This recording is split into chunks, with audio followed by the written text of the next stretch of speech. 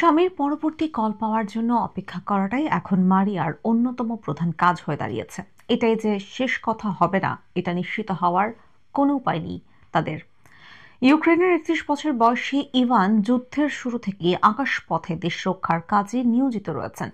২০২২ সালে রাশিয়ার পূর্ণ মাত্রায় হামলা শুরুর পর থেকে সোভিয়েত যুগের MiG-29 যুদ্ধবিমান করে ২০০-র বেশি বিপজ্জনক মিশনে অংশ নিয়েছেন তিনি। যুদ্ধের ৩ বছরে ইউক্রেনের এই স্কোয়াড্রন কমান্ডার অনেক কমরেডকে হারিয়েছেন। তাদের অনেকে ছিলেন ইভানের ঘনিষ্ঠ বন্ধু। বর্তমানে তিনি পশ্চিম ইউক্রেনের একটি বিমান ঘাঁটিতে কাজ করছেন। নিরাপত্তার কথা বিবেচনা করে তা সুনির্দিষ্টভাবে প্রকাশ করা হলো না। এরই মধ্যে যুক্তরাষ্ট্রের নেতৃত্বে যুদ্ধবিরতির আলোচনা চলছে, যা অনেক কিছু বদলে দিয়েছে। গত সোমবার রাশিয়া ও ইউক্রেনের সঙ্গে যুক্তরাষ্ট্রের নতুন করে আলোচনা শুরু হওয়ার কথা। মারিয়া বলেন, যদি কোনো যুদ্ধবিরতি হয় তাহলে আমরা নিরাপদ বোধ করব। যুদ্ধ নিয়ে ইউক্রেনের মানুষ ক্লান্ত হয়ে পড়েছে।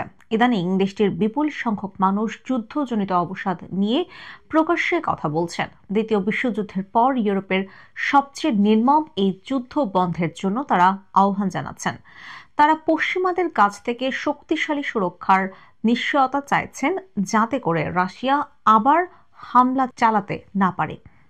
তবে কোনো যুদ্ধবিরতি চুক্তির মাধ্যমে নিজেদের ভূখণ্ড হারাতে হবে কিনা তা নিয়ে আতঙ্কে রয়েছেন মারিয়া। যুদ্ধ শুরুর পর ইউক্রেনের দক্ষিণ পূর্ব দিকের 4টি অঞ্চল আংশিকভাবে দখলে নিয়েছে রাশিয়া।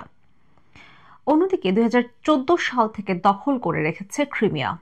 ভূখণ্ড হারানোর শঙ্কা নিয়ে 29 বছর বয়সী এই নারী বলেন, কেউ আমাদের হারানো ভূখণ্ড উদ্ধার করে দেবে না, সেগুলো রাশিয়ার দখলদারিত্বেই থাকবে। এই নারীর জিজ্ঞাসা, ইউক্রেন যদি তাদের জন্য লড়তে না পারে এবং ছাড় দিতে বাধ্য হয়, তাহলে আমাদের এত মানুষ, এত বীর কেন জীবন উৎসর্গ করল? মারিয়া ও ইভানের মধ্যে যখন প্রথম দেখা হয়েছিল তখন ইউক্রেনে পূর্ণ মাত্রায় যুদ্ধ অসম্ভব বলে মনে হয়েছিল।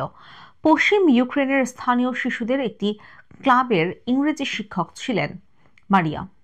ওই ক্লাবে পড়তো ইভানের এক সহযোদ্ধার মেয়ে। তিনিই মারিয়ার সঙ্গে ইভানের পরিচয় করিয়ে দেন। মারিয়াকে চমৎকার শিক্ষক বলে ইভানের কাছে পরিচয় করিয়ে দিয়েছিলেন ওই সহযোদ্ধা। এই ধরনের আয়োজনের মাধ্যমে দেখা করবেন কিনা তা নিয়ে শুরুর দিকে চাপে ছিলেন ইভান। শেষ পর্যন্ত তিনি রাজি হন। রাজি হয়ে খুশি হয়েছিলেন ইভান। এরপর দেরি না করে তারা নিয়মিত দেখা সাক্ষাৎ শুরু করেন। দেখা সাক্ষাতের শুরুর দিকে একদিন ইভান নিজের কাজের ঝুঁকি নিয়ে মারিয়াকে সতর্ক করেছিলেন, কিন্তু মারিয়ার কাছে এটা কোনো সমস্যা মনে হয়নি। ইভান ছিলেন সাহসী, যত্নবান এবং আগলে রাখার মানসিকতা সম্পন্ন। এর ফলে ধীরে ধীরে প্রেমে পড়ে যান মারিয়া।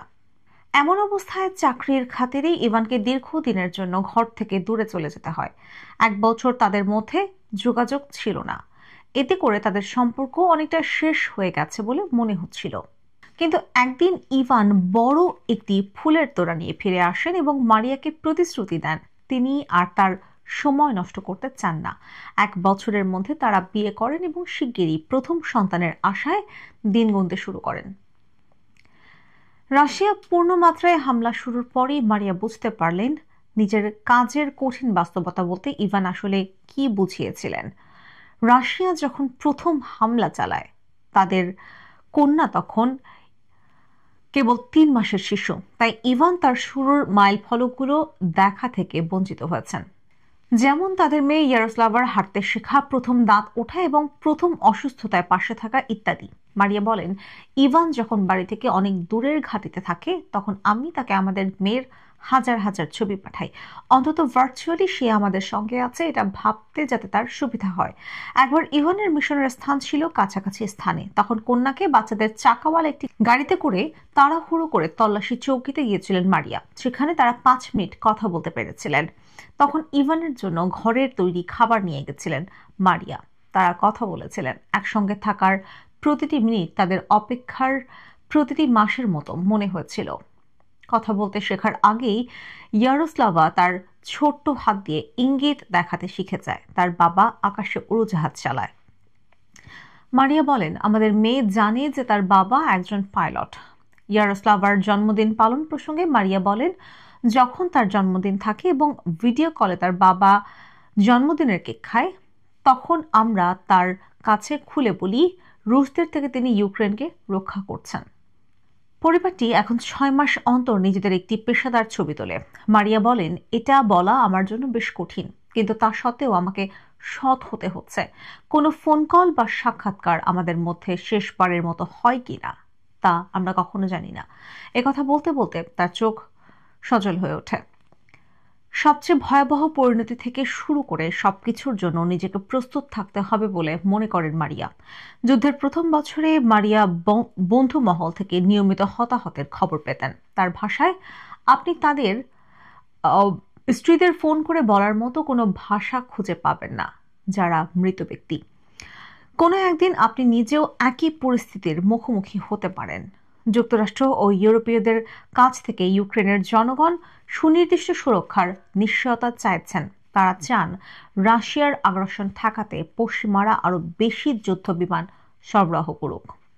ইউক্রেন এরই মধ্যে যুক্তরাষ্ট্রের তৈরি অনেকগুলো F-16 এবং ফ্রান্সের তৈরি মিরাজ যুদ্ধ বিমান পেয়েছে, কিন্তু দেশটির বিমান বাহিনীকে এখনো মোটা দাগে সোভিয়েত আমলের যুদ্ধ বিমানের উপর নির্ভর করতে হচ্ছে। এর ফলে রাশিয়ার উন্নত যুদ্ধ বিমানের সঙ্গে পাল্লা দিতে তাদের বেগ পেতে হয়।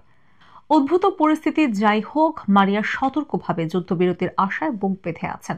তার ধারণা, যুদ্ধবিরতি নিয়ে বর্তমানে যে আলাপ চলছে তাতে সবচেয়ে ভালো ফলাফল হিসেবে দীর্ঘ সময়ের জন্য যুদ্ধ স্থিমিত হয়ে আসতে পারে, কিন্তু সেটার উপর ভরসা করাটা তার জন্য কঠিন, কারণ তিনি রাশিয়াকে বিশ্বাস করতে পারছেন না।